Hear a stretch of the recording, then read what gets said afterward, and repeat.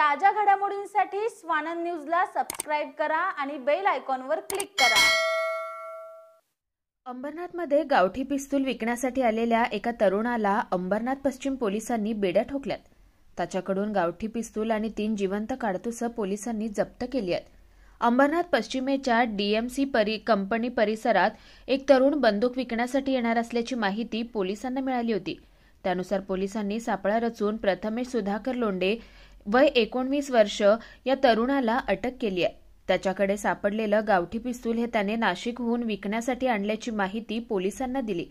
मात्र अंबरनाथमध्ये ते कोणाला विकण्यासाठी तो आला होता, त्यातून एखादा घातपात किंवा कुणावर हल्ला करण्याचा कुणाचा कट होता का, या सगळ्या गोष्टी आता पोलीस तपासात समोर येणार आहेत। हेड कॉन्स्टेबल संजय चव्हाण आणि एपीआय केदार यांना माहिती मिळाली की डीएमसी कंपनीच्या बंद कंपनीच्या बॅक साईडला अग्निशस्त्रे घेऊन विक्रीसाठी एक इसम येणार आहे।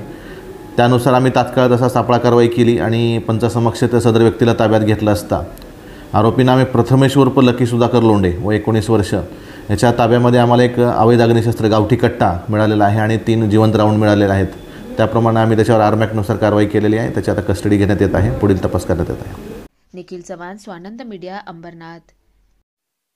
ताज्या घडामोडींसाठी स्वानंद न्यूजला सबस्क्राइब करा आणि बेल आयकॉनवर क्लिक करा।